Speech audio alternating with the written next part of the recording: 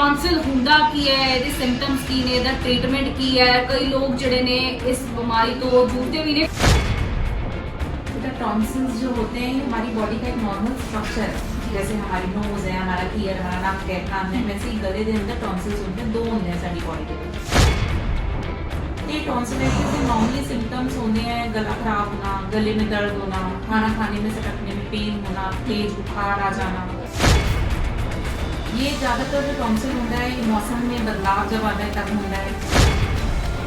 ਕਈਆਂ ਨੂੰ ਹੁੰਦਾ ਨਾ ਕਿ ਗਲੇ 'ਚ ਅਗਰ ਪੇਨ ਹੋਵੇ ਤਾਂ ਕਰੋਸਿਨ ਜਿਹੜਾ ਪਾਣੀ ਦੇ ਵਿੱਚ ਉਹਨੂੰ ਡਿਪ ਕਰਕੇ ਪੀ ਲਓ ਤਾਂ ਲੱਗਦਾ ਵੀ ਠੀਕ ਹੋ ਜਾਏਗੀ। ਇਹ ਚੀਜ਼ਾਂ ਦੇ ਨਾਲ ਵੀ ਠੀਕ ਹੁੰਦੀ ਹੈ।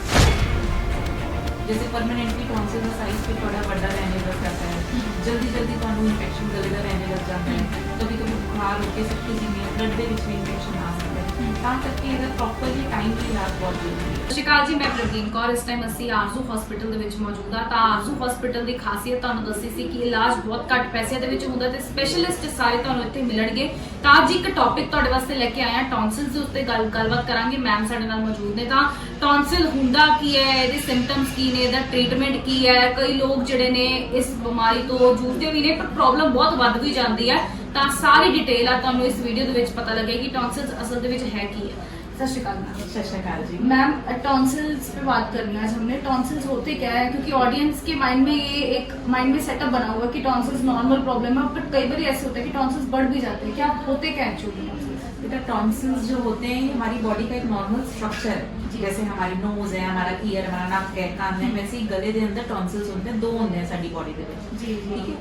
ਹੁਣ ਜਦੋਂ ਵੀ ਟੌਨਸਿਲ ਦੇ ਵਿੱਚ ਇਨਫੈਕਸ਼ਨ ਹੋ ਜਾਏ ਕਿਸੇ ਵੀ ਚੀਜ਼ ਕਰਕੇ, ਚਾਹੇ ਉਹ ਵਾਇਰਸ ਕਰਕੇ ਹੋ ਜਾਏ, ਚਾਹੇ ਬੈਕਟੀਰੀਆ ਕਰਕੇ ਹੋ ਜਾਏ, ਚਾਹੇ ਜੈਨੇਟਿਕ ਹੋ ਜਾਏ, ਕਿਸੇ ਵੀ ਚੀਜ਼ ਕਰਕੇ ਟੌਨਸਿਲ ਦੇ ਵਿੱਚ ਇਨਫੈਕਸ਼ਨ ਹੋ ਜਾਏ ਉਸੇ ਅਸੀਂ ਕਹਿੰਦੇ ਟੌਨਸਿਲਾਈਟਿਸ। ਸੋ ਬੇਸਿਕਲੀ ਜੋ ਪ੍ਰੋਬਲਮ ਹੁੰਦੀ ਹੈ ਉਹ ਟੌਨਸਿਲ ਦੀ ਟੌਨਸਿਲਾਈਟਿਸ ਹੁੰਦੀ ਹੈਗੀ।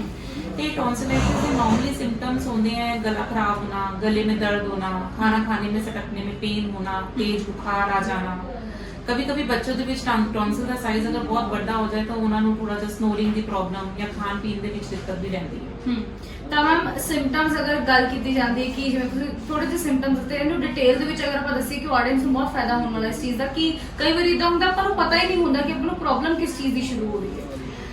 ये ज्यादातर जो टॉन्सिल होता है ये मौसम में बदलाव जब आता है तब होता है, मॉनसून सीजन में बड़ा होता है। इसमें होता की हैगा पेशेंट ਤੁਹਾਡੇ ਨਾਲ मतलब मेरे ਕੋਲ ਆਂਦਾ ਹੈਗਾ ਗਲਾ ਖਰਾਬ ਹੁੰਦਾ ਉਹਨਾਂ ਦਾ, ਗਲੇ ਦੇ ਵਿੱਚ ਦਰਦ ਹੁੰਦਾ ਹੈ ਉਹਨਾਂ ਨੂੰ, तेज बुखार होता है, खान पीन में दिक्कत होती है, कभी कभी गले मुंह से बैड स्मेल जिसे ਅਸੀਂ कहते हैं, गंदी स्मेल भी आती है। ये सारे सिम्टम्स होते हैं। ਤਾਂ ਇਹ ਸਿੰਪਟਮਸ ਜਿਹੜੇ ਨੇ ਧਿਆਨ ਉਸ ਵੱਲ ਖਿੱਚਦੇ ਆ ਵੀ ਹਾਂ ਸ਼ਾਇਦ ਟੌਨਸਿਲਸ ਸ਼ੁਰੂ ਹੋ ਰਹੇ ਨੇ। ਬਿਲਕੁਲ। ਤਾਂ ਮੈਮ ਇਹਦਾ ਟ੍ਰੀਟਮੈਂਟ ਕਿਸ ਤਰ੍ਹਾਂ ਹੈ, ਕਿਉਂਕਿ ਇਦਾਂ ਹੁੰਦਾ ਵੀ ਪਤਾ ਲੱਗ ਗਿਆ ਚਲੋ ਆਪਾਂ ਡਾਇਗਨੋਸ ਕਰ ਲਈਏ, ਆਪਾਂ ਨੂੰ ਪਤਾ ਲੱਗ ਗਿਆ ਇਹ ਸਿੰਪਟਮਸ ਦੇ ਨਾਲ ਸ਼ੁਰੂ ਹੋ ਰਹੀ ਹੈ ਚੀਜ਼, ਤਾਂ ਇਸ ਦਾ ਟ੍ਰੀਟਮੈਂਟ ਕਿਸ ਤਰ੍ਹਾਂ ਹੈ? ਜ਼ਿਆਦਾਤਰ ਲੋਕ ਜਦੋਂ ਟੌਨਸਿਲ ਹੁੰਦੇ ਆ ਉਹਨਾਂ ਨੂੰ ਪਤਾ ਨਹੀਂ ਹੁੰਦਾ ਕਿ ਕਿਹੜੇ ਡਾਕਟਰ ਦੇ ਕੋਲ ਜਾਣਾ ਹੈ। ਉਹ ਨਾਰਮਲ ਬਸ ਦੁਕਾਨ ਤੋਂ ਦਵਾਈ ਖਰੀਦਦੇ हैं, खा लेते हैं भी खांसी जुकाम हैगा दवाई ले लो नहीं। पर उसके लिए ਸਾਡੇ ਕੋਲ ENT ਸਪੈਸ਼ਲਿਸਟ ਅਸੀਂ ਹੁੰਦੇ हैं। ਇਹ ਸਪੈਸ਼ਲੀ ਅਸੀਂ ਸਪੈਸ਼ਲਾਈਜੇਸ਼ਨ ਕੀਤੀ ਹੁੰਦੀ ਹੈ ਟੌਨਸਿਲ ਨੂੰ ਟ੍ਰੀਟਮੈਂਟ ਦੇਣ ਵਾਸਤੇ।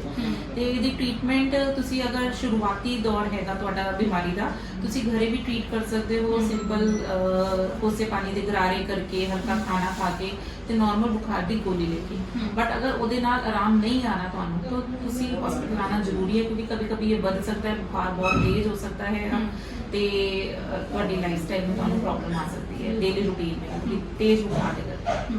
ਮੈਮ ਲਾਈਫਸਟਾਈਲ ਦੀ ਗੱਲ ਕੀਤੀ ਤੁਸੀਂ, ਲਾਈਫਸਟਾਈਲ ਦੇ ਵਿੱਚ ਇੰਨੇ ਕੁ ਚੇਂਜਸ ਆ ਚੁੱਕੇ, ਆਪਣਾ ਖਾਣਾ ਪੀਣਾ ਸਭ ਕੁਝ ਬਹੁਤ ਬਦਲ ਚੁੱਕਾ, ਉਹਦੇ ਨਾਲ ਵੀ ਪ੍ਰੋਬਲਮ ਜਿਹੜੀਆਂ ਨੇ ਸ਼ੁਰੂਆਤ ਹੋ ਜਾਂਦੀ ਹੈ। ਤਾਂ ਜਿਵੇਂ ਗੱਲ ਕੀਤੀ ਜਾਂਦੀ ਹੈ prevention is better than cure, ਹੈ ਨਾ, ਤਾਂ ਆਪਾਂ ਉਹਨੂੰ ਕਿੱਦਾਂ ਕਿਉਰ ਕਰ ਸਕਦੇ ਹਾਂ? ਅਗਰ ਘਰ ਆਪਾਂ ਸਟਾਰਟ ਕਰਨਾ ਹੋਵੇ ਕਿ ਹਾਂ ਜੇ ਤੁਹਾਨੂੰ ਪਤਾ ਹੈ ਕਿ ਪ੍ਰੋਬਲਮ ਸ਼ੁਰੂ ਹੋ ਰਹੀ ਤਾਂ ਉਸ ਨੂੰ ਕਿੱਦਾਂ ਪਰਹੇਜ਼ ਕਿੱਦਾਂ ਕਰ ਸਕਦੇ ਹਾਂ? ਉਸ ਚੀਜ਼ ਪਰਹੇਜ਼ ਮੈਂ ਉਹੀ ਮੈंने ਤੁਹਾਨੂੰ ਦੱਸਿਆ, ਜਿੱਦਾਂ ਸਾਡਾ ਲਾਈਫ ਸਟਾਈਲ मतलब ਬਾਹਰ ਦਾ ਜੰਕ ਫੂਡ ਅਸੀਂ ਬੰਦ ਕਰ ਸਕਦੇ ਹਾਂ, ਜ਼ਿਆਦਾ ਸਪਾਈਸਿਸ ਨਹੀਂ ਲੈਣੇ ਹੈ। ਤੇ ਅੱਜ ਕੱਲ੍ਹ ਬੱਚੇ ਪਾਣੀ ਬੜਾ ਘੱਟ ਪੀਂਦੇ ਹੈ, ਉਸ ਕਰਕੇ ਵੀ ਇਸ ਤਰ੍ਹਾਂ ਦੀ ਗਲੇ ਦੀ ਖਾਂਸੀ ਜ਼ੁਕਾਮ ਦੀ ਬਿਮਾਰੀਆਂ ਜ਼ਿਆਦਾ ਹੁੰਦੀਆਂ। ਤੁਸੀਂ ਪਾਣੀ ਵੱਧ ਪੀਓ, ਮਸਾਲੇ ਅਵੋਇਡ ਕਰੋ, ਜੰਕ ਫੂਡ ਅਵੋਇਡ ਕਰੋ, ਕੋਲਡ ਡਰਿੰਕਸ ਅਵੋਇਡ ਕਰੋ, ਹੈ ਨਾ। ਅਗਰ ਤੁਹਾਨੂੰ ਸ਼ੁਰੂਆਤ ਹੋ ਗਈ ਹੈ ਗਲੇ ਤੇ ਦਰਦ ਦੀ, ਤੁਸੀਂ ਇਮੀਡੀਏਟਲੀ ਗਰਾਰੇ ਤੇ ਥੋੜੀ ਜੀ ਅਸੀਂ ਓਵਰ ਦਾ ਕਾਊਂਟਰ ਵੀ ਕਹਿੰਦੇ ਹਾਂ ਕਿ ਸਿੰਪਲ ਪੈਰਾਸੀਟਾਮੋਲ ਵੀ ਲੈ ਸਕਦੇ ਹੋ। ਬਟ ਉਹੀ ਅਗਰ ਨਹੀਂ ਆਰਾਮ ਆ ਰਿਹਾ ਤੁਹਾਨੂੰ, ਇੱਕ ਦਿਨ 2 ਦਿਨ ਨਿਕਲ ਗਏ, ਬੁਖਾਰ ਤੇਜ਼ ਹੋ ਰਿਹਾ ਹੈ, ਗਲੇ ਦਾ ਦਰਦ बढ़ रहा है, ਤੁਸੀਂ ਹਸਪੀਟਲ ਆ ਕੇ ਦਿਖਾ ਸਕਦੇ ਹੋ। ਇੱਕ ਮੈਮ ਅਗਰ ਗੱਲ ਕੀਤੀ ਜਾਂਦੀ ਜਿਵੇਂ ਤੁਸੀਂ ਦੱਸਿਆ ਪੈਰਾਸੀਟਾਮੋਲ ਲੈਂਦੀ, ਕਈਆਂ ਨੂੰ ਹੁੰਦਾ ਨਾ ਵੀ ਗਲੇ 'ਚ ਅਗਰ ਪੇਨ ਹੋਵੇ ਤਾਂ ਕਰੋਸਿਨ ਜਿਹੜਾ ਪਾਣੀ ਦੇ ਵਿੱਚ ਉਹਨੂੰ ਡਿਪ ਕਰਕੇ ਪੀ ਲਓ ਤਾਂ ਲੱਗਦਾ ਵੀ ਠੀਕ ਹੋ ਜਾਏਗੀ, ਇਹ ਚੀਜ਼ਾਂ ਦੇ ਨਾਲ ਵੀ ਠੀਕ ਹੁੰਦੀ ਹੈ? डिप करके पीन मतलब बेसिकली आप गोली खा रहे हो हम्म। पेन किलर, तो ਉਹਦੇ ਨਾਲ ਤੁਹਾਡਾ पेन टेम्पररी सेटल हो जाता है। कभी कभी बहुत शुरुआती होता है, माइल्ड होता है, ठीक हो भी सकता है इस करके, बट ज्यादातर केसेस में जब ये बढ़ जाती है बीमारी ਤੁਹਾਡੇ लिए जो घरेलू उपचार है ਤੇ over the counter medicine work नहीं करती हैं, वहाँ पे ਤੁਹਾਨੂੰ आना ही पड़ेगा, दिखाना ही पड़ेगा। ਇਹਦਾ ਨੁਕਸਾਨ ਉਹੀ ਹੈਗਾ, कॉम्प्लिकेशंस होती है कभी कभी, जैसे परमानेंटली टॉन्सिल ਦਾ ਸਾਈਜ਼ ਵੀ ਤੁਹਾਡਾ ਵੱਡਾ रहने लग जाता है, जल्दी जल्दी ਤੁਹਾਨੂੰ ਇਨਫੈਕਸ਼ਨ ਗਲੇ ਦਾ रहने लग जाता है, कभी कभी बुखार होके सेप्टिसीमिया ब्लड ਦੇ ਵਿੱਚ ਵੀ ਇਨਫੈਕਸ਼ਨ ਆ ਸਕਦਾ ਹੈ, ਤਾਂ ਕਰਕੇ ਇਹਦਾ ਪ੍ਰੋਪਰਲੀ ਟਾਈਮਲੀ ਇਲਾਜ ਬਹੁਤ ਜ਼ਰੂਰੀ ਹੈ। ਕਈ ਪੇਸ਼ੈਂਟਸ ਇਦਾਂ ਦੇ ਹੁੰਦੇ ਆ ਜਿਵੇਂ ਮਤਲਬ ਉਹਨਾਂ ਨੂੰ ਹਰ ਸੀਜ਼ਨ ਦੇ ਵਿੱਚ ਇਹ ਪ੍ਰੋਬਲਮ ਆਉਂਦੀ ਹੈ, ਐਵਰੀ ਸੀਜ਼ਨ ਜਿਵੇਂ ਜਿਵੇਂ ਬਦਲਦਾ ਰਹਿੰਦਾ ਤੇ ਉਹ ਚੀਜ਼ ਉੱਠਦੀ ਹੈ, ਟੌਨਸਿਲ ਦੀ ਪ੍ਰੋਬਲਮ ਬਿਲਕੁਲ ਸ਼ੁਰੂ ਹੋ ਜਾਂਦੀ ਉਸ ਚੀਜ਼ ਦੇ ਨਾਲ। ਕਿ आज कल इतनी बढ़िया एंटीबायोटिक्स आ गई हैं, तो साढ़े को ट्रीटमेंट इतने बढ़िया है कि मैक्सिमम केसेस में हम मेडिसिन से ही ट्रीटमेंट कर सकते हैं, बट कुछ केसेस में जैसे आप बता रहे हो रिकरेंट, जिनको बार बार ये प्रॉब्लम रह रही है, सपोज मेरे पास एक पेशेंट आता है, वो कहता है हर दूसरे महीने मुझे एंटीबायोटिक खानी पड़ती है, उन केसेस में ऑपरेशन, उन केसेस में हमें टॉन्सिल निकालने पड़ते हैं। ਤਾਂ ਉਹ ਐਕਸਟ੍ਰੀਮ ਕੇਸਿਸ ਹੈ ਜਿਨ੍ਹਾਂ ਦੇ ਵਿੱਚ operation ਜਿਨ੍ਹਾਂ ਦੇ ਵਿੱਚ ਕੇਸਿਸ ਜਿਨ੍ਹਾਂ ਦੀ ਦਵਾਈਆਂ ਦੇ ਨਾਲ ਇੰਪਰੂਵਮੈਂਟ ਹੋ जाती है, बट वो बार-बार परहेज मतलब बार-बार उन्होंने दवाइयां नहीं करनी। ज्यादातर बच्चों में बहुत कॉमन है, वही मैंने ਤੁਹਾਨੂੰ ਦੱਸਿਆ ਕਿ आजकल ਦਾ जो खान पीन हैगा ਉਹਦੇ ਕਰਕੇ ਵੀ ਕਾਫੀ ਫਰਕ ਪੜਦਾ ਹੈ। ਬਿਲਕੁਲ। ਤਾਂ ਮੈਮ ਕੀ ਐਡਵਾਈਸ ਦੇਣਾ ਚਾਹੁੰਦੇ ਹੋ ਕਿ ਆਡੀਅנס ਜਿਹੜੀ ਦੇਖ ਰਹੀ ਹੈ, ਕਈਆਂ ਨੂੰ ਬੱਚਿਆਂ ਨੂੰ ਵੀ ਸ਼ੁਰੂਆਤ ਹੁੰਦੀ ਹੈ ਤਾਂ ਪੇਰੈਂਟਸ ਰੋਕਦੇ ਨੇ ਆਈਸਕ੍ਰੀਮ ਨਹੀਂ ਖਾਣੀ, ਠੰਡਾ ਪਾਣੀ ਨਹੀਂ ਪੀਣਾ, ਤਾਂ ਉਹਨਾਂ ਵਾਸਤੇ ਕੀ ਐਡਵਾਈਸ ਹੈ?